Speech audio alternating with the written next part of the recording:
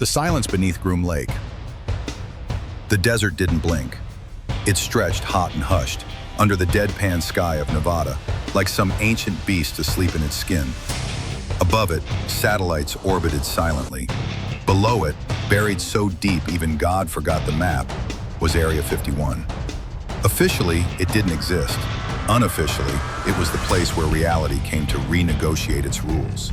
Dr. Elias Cade knew the code to every corridor. A theoretical physicist turned covert systems architect, Cade was one of the few who had access to Sub-Level 6, an area so classified it didn't even have physical keys, only biological permission. His retina, gait, and brainwave signature were required just to open the first door. That morning, something changed. As Cade walked past corridor XA7, a section he passed daily for 12 years, he stopped cold. There was a door where none had ever existed. Matte black, no hinges, no seams, no lock, just presence. He checked his handheld. No record of construction, no data update, no memo. He wasn't just the highest clearance in theoretical containment. He wrote the clearance architecture. Nothing entered without him knowing. And yet this door was here. He approached. It didn't open by touch. It didn't open by thought. But as he stepped within 6 inches, it simply dissolved, pixelating like glass in a wind tunnel, and revealed darkness beyond, humming with a frequency that wasn't sound but still vibrated in his bones. Cade hesitated, not from fear, but recognition. He'd seen this door before, in dreams, in patterns embedded in gravitational noise, in schematics he once chalked up to quantum data echoes. Every time he'd told himself, impossible. But the mind, when exposed to secrets long enough, begins to prepare for their unveiling. He stepped inside. The space wasn't lit, yet he saw. It wasn't soundless, yet he heard something like music folded into static. It was like standing inside a computer mid-thought, or beneath the surface of a dream you couldn't remember waking from. Then a voice, no mouth, no source, filled the space. "Welcome, Dr. Cade. You are 1,402 hours early." He froze. It knew him. "Who's speaking?" he said aloud, though the acoustics didn't carry. "What is this room?" "Not a room," the voice said calmly. "An interface.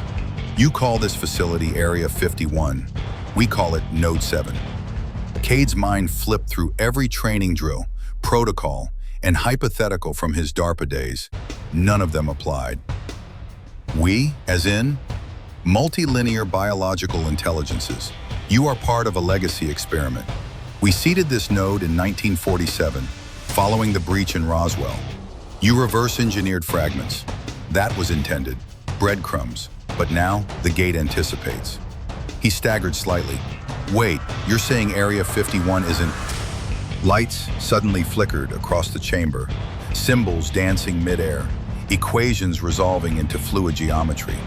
He saw gravitational lensing mapped like heartbeat rhythms, zero-point energy diagrams unfolding like origami, language that mimicked thought itself. And then a shape emerged, not machine, not alien, something hybrid. Organic scaffolding pulsed with synthetic nerves. It hovered, breathing like a planet might. This is the vessel you tried to understand. It is not transportation, it is invitation. Cade could barely process. Invitation to what? To step beyond the dimensional static, to untether identity, to become a bridge. He felt it then, all at once. The implication, the fear, the awe. Area 51 wasn't a vault. It was a threshold, a place not built to keep them out, but to prepare us to step in. The crash that wasn't a crash. Roswell, New Mexico. To the public, it was a weather balloon.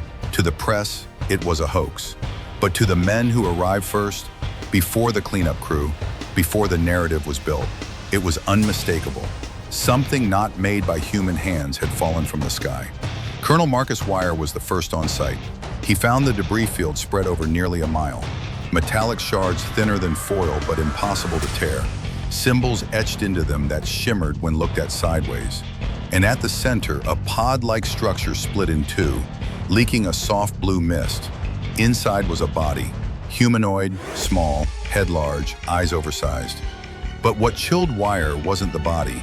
It was the device clutched in its hand, a cube, smooth and glowing, that pulsed in response to human proximity. It wasn't a control panel, it was a seed, a command key, a beacon. The craft didn't crash, it landed, intentionally, sacrificing one of its own to ensure the technology would be found. That seed eventually made its way to Groom Lake, Nevada, and from it, Project Phoenix was born. Years passed, teams were assembled, scientists disappeared into underground labs, some never returning. The cube was studied, replicated, worshipped by some. It emitted frequencies that altered perception. One engineer became convinced he could see into the future. Another heard voices every time he slept. The project was officially shut down in 1962, but it never stopped. It just changed hands. Majestic 12, the mythical oversight group, became its custodian. They weren't just hiding alien tech, they were decoding a playbook. The Roswell object wasn't a fluke, it was a trigger. Now, 80 years later, Cade stood inside its echo. Back in the interface room, he asked, "What was the purpose of the Roswell event?" The voice replied, "Seeding Phase 1. The body was a bioshell. The craft was the carrier. The cube was the catalyst." And Phase 2? Phase 2 begins now. Suddenly, the walls lit up with points of light. Not stars, but nodes. Dozens of them, all across the Earth. Wait. Node 1 activated in 2025 beneath Siberia. Node 4 opened near the South Pole. 7 remained dormant. Until you. Why me? Because you asked questions no one else dared to write down. Because you saw the pattern. Because your mind is tuned.